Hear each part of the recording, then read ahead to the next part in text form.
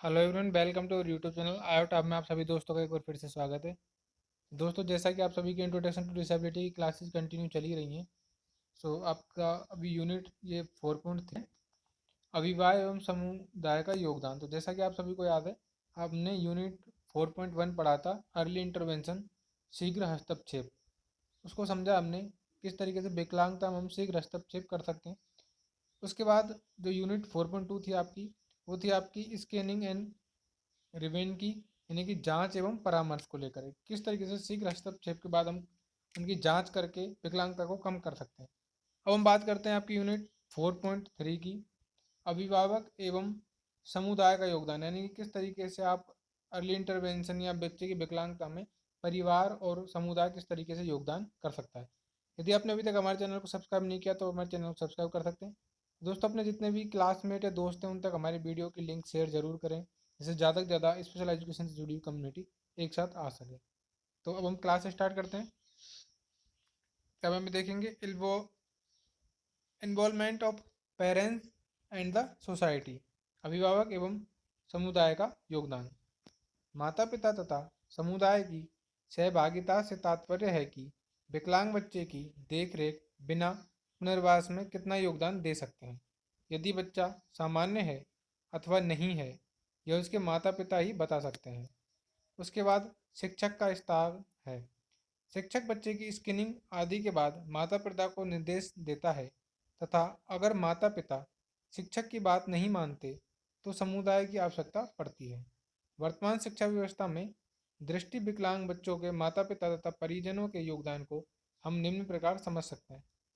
दोस्तों, यहाँ पे बताया गया है कि माता पिता तथा समुदाय किस तरीके से विकलांग बच्चे के फ्यूचर में सहयोग कर सकता है, बिना उसको किसी भी सेंटर, विशेष विद्यालय, हॉस्पिटल भेजे बगैर। क्योंकि सबसे पहले माता पिता को पता चलता है कि उनका बच्चा सामान्य है या उनका बच्चा सामान्य नहीं है। उसके बाद बात आती है शिक्षक की। जब बच्चा स्कूल जाता है, यदि उसमें नॉर्मली लक्षण हैं जो हम नॉर्मली देख करके पहचान सकते हैं, तो माता पिता को पता होता है कि उनका बच्चा असामान्य है। लेकिन यदि कुछ बारीक लक्षण होते हैं जो व्यवहार में होते हैं, उनका पता शुरुआती 2-3 सालों में नहीं पता चला पाता, तब ये काम होता है शिक्षक का। शिक्षक, जब बच्चा स्कूल जाता है तो शिक्षक उसमें विकास में पिछड़ापन देखता है। वो देखता है कि बच्चा ठीक से पढ़ नहीं पाता है, लिख नहीं पाता, तो फिर शिक्षक माता पिता को बताता है, और फिर माता पिता शिक्षक की बात के अनुसार उसका इलाज करवाते हैं या उसको आगे सेंटर वगैरह पर लेकर के जाते हैं। दोस्तों, एक सबसे बड़ी महत्वपूर्ण चीज़ होती है इस डीएड फर्स्ट ईयर के जो नोट्स हैं उनमें, कि इसकी लैंग्वेज थोड़ी हार्ड हो सकती है। कोई ज़रूरी नहीं कि हम किताब की लैंग्वेज को एज इट इज़ वहाँ पे लिखें। आप बस चीज़ों को समझो और उनको अपनी लैंग्वेज में भी यहाँ पे लिख सकते हैं।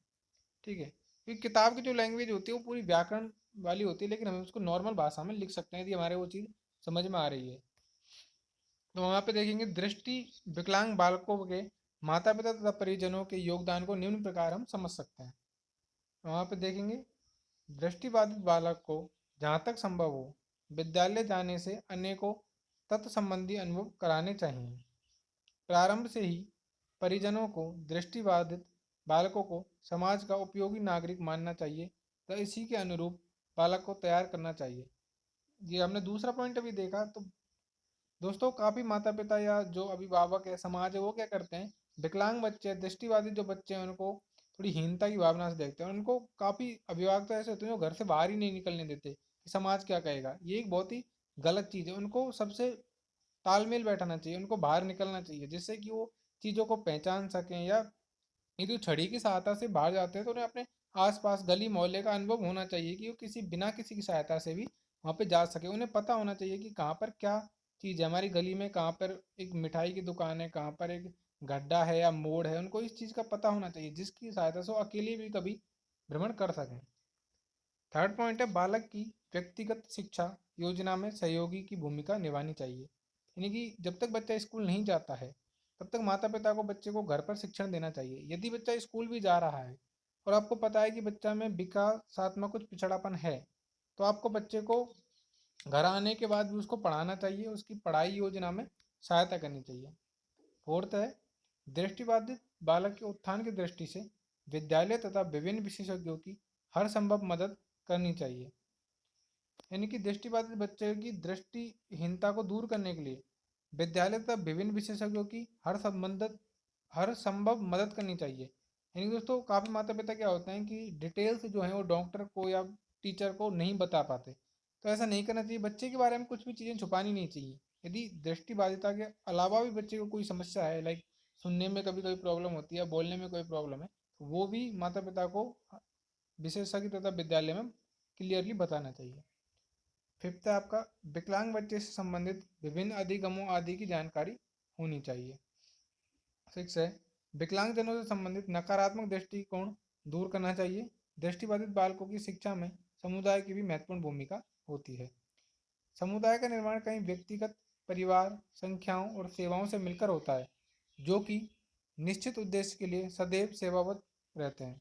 दृष्टिबाधित बालकों के घर पर प्रत्येक घर में एक ही परिस्थितियां नहीं होती, अतः विभिन्न पारिवारिक स्थितियों को देखते हुए परामर्श देना चाहिए। दोस्तों ये हमने देखा कि किस तरीके से माता पिता बच्चे के विकास में सहयोग प्रदान कर सकते हैं। अब हम देखते हैं समुदाय का क्या महत्व बनता है। हमारी सोसाइटी किस तरीके से इन बच्चों के लिए, दृष्टिबाधित बच्चों के लिए या विकलांग बच्चों के लिए उत्थान का कार्य कर सकती है। तो हम यहाँ पे देखेंगे समुदाय का महत्व। समुदाय का महत्व इस अवस्था में अधिक बढ़ जाता है। विभिन्न विद्यालय, rotary club, lawyers club, red cross संस्था, स्थानीय समूह, पड़ोसी आदि, इन सभी का योगदान हम निम्न प्रकार से समझ सकते हैं। मोस्टली हम देखते हैं कि हमारे सिटी वगैरह में एनजीओ जो होते हैं, रोटरी क्लब्स होते हैं, लॉयंस क्लब होते हैं, या फिर अपनी जो सोसाइटी होती है जहाँ पे अपने फ्लैट्स होते हैं, जहाँ पे हम रह रहे होते हैं, वो मोहल्ला, वो समाज, उसका एक लोकल नेता होता है, एमएलए, एमपी, वो सभी किस तरीके से यहाँ पे योगदान दे सकते हैं। तो यहाँ पे देख सकते हैं विद्यालय की स्थापना, यानी कि समुदाय के द्वारा विशेष बच्चों के लिए, दृष्टिबाधित बच्चों के लिए उनके अनुरूप विद्यालय की स्थापना करनी चाहिए। सेकंड है दृष्टिबाधित विद्यालय बालकों को उसके परिवार को आवश्यक भावनात्मक सहयोग प्रदान करता है। यानी कि समाज या सोसाइटी जो है वो बच्चों के माता पिता को एक मोटिवेशन दे सकते हैं कि वो अपने बच्चे को छुपाए नहीं, वो सबके साथ तालमेल बैठाएं, सभी बच्चों के साथ उसे खेलने दें, जिससे कि उसका मनोबल बढ़ सके। यदि समाज ही हीन भावना से देखेगा तो माता पिता और अपने बच्चे को छुपाएंगे, जिससे कि उस बच्चे का विकास नहीं हो पाएगा। थर्ड है आपका विशेष विद्यालयों में दृष्टिबाधित बालकों के प्रवेश को सुनिश्चित करना। जन जागरूक कार्यक्रमों का आयोजन करना। दृष्टिबाधा से संबंधित पहचान व उपकरण वितरण शिविरों का आयोजन। सिक्स है दृष्टिबाधित बालकों हेतु व्यावसायिक प्रशिक्षण कार्यक्रमों का प्रारंभ करने में सहयोग देना। यानी दोस्तों सोसाइटी द्वारा जो दृष्टिबाधित बालक हैं उनके उनके ही अनुरूप ऐसे कार्य सिखाना जिससे कि वे आगे आत्मनिर्भर बन सके, अपना कोई बिजनेस वगैरह कुछ कर सकें। सेवंथ आपका दृष्टिबाधित बाल विद्यार्थियों हेतु रोजगार के उचित अवसर उपलब्ध कराने में सहयोग करना। आठवां पॉइंट है समुदाय द्वारा दृष्टिबाधित बालकों की शिक्षा हेतु वित्तीय व्यवस्था करना। तो दोस्तों समुदाय के द्वारा प्रदान किए गए उचित सहयोग के माध्यम से दृष्टिबाधित बालकों की शिक्षा, दृष्टिकोण परिवर्तन तथा वातावरण को अनुकूल अपनाया जा सकता है। समुदाय द्वारा दृष्टिबाधित बालक तथा उनकी विकलांगता के संदर्भ में सकारात्मक दृष्टिकोण तथा उसकी क्षमताओं का उचित आयोजन दृष्टिबाधित बालक की सफल शिक्षा व पुनर्वास को सुनिश्चित करता है।